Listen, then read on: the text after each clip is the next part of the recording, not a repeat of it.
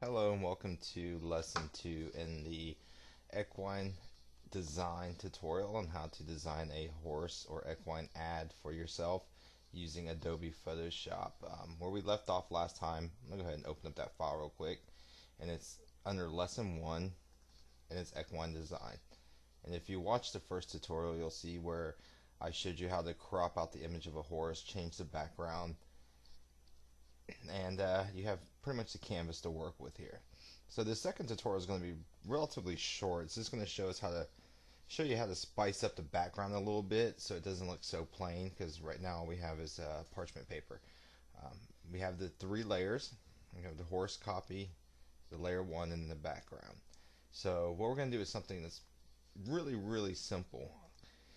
Select your horse copy layer, and you can either right click on it and duplicate the layer, or you can just left click, hold, drag down to a layer and let go, and it'll create 2 layers. So you have 2 layers now. Okay, now first thing we're going to want to do is we're going to go ahead and right click on your layer effects, and we're going to clear the layer style. We don't want a layer style on that back copy of it. So now what we're going to do is we're going to actually transform it and make it bigger than this actual horse right here. So if you hit Control or Command T on your keyboard, or you can go up to Image. Actually, I'm sorry. Edit, Transform, and Scale. And it's going to give you this bounding box here to show you what you're actually going to scale.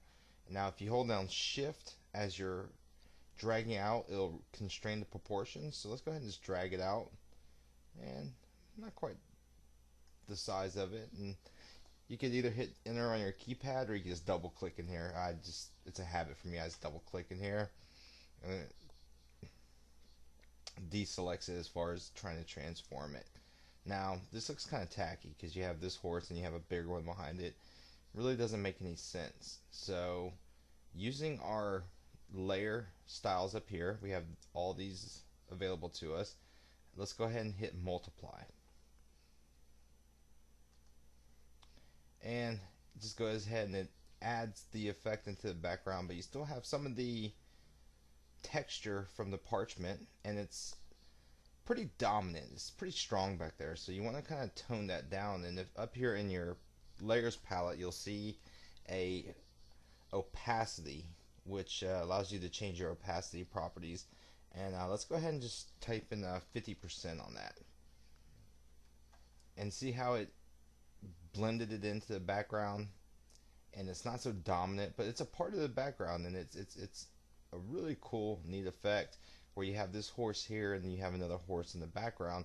It's the same horse, obviously. I mean, you can use other things for different background textures and things like that, and it's all just using your layer styles. You can blend them in, and you could experiment with other ones if you want. Go to normal, and as long as it's highlighted blue right there, you can just use the arrow key on your keyboard and just start going through them all. See which one you like.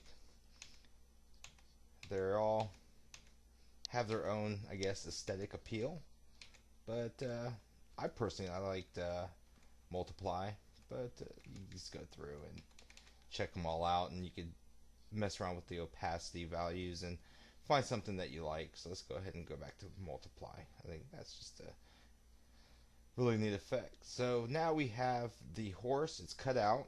Let me zoom out a little bit so you can see it. The horse is actually cut out. We have another horse here.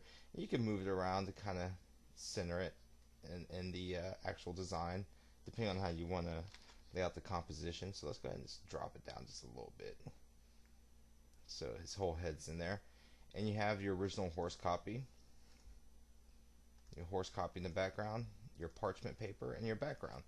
And that's one of the most simple ways to spruce up a background of any design, whether it be equine horse related or just the design period. So like I said, it's going to be a very short video, very short tutorial, and in the next lesson we'll be adding the headline text up here, since that is definitely the most important part of the design, because you want to catch the person's attention with those first top headline text.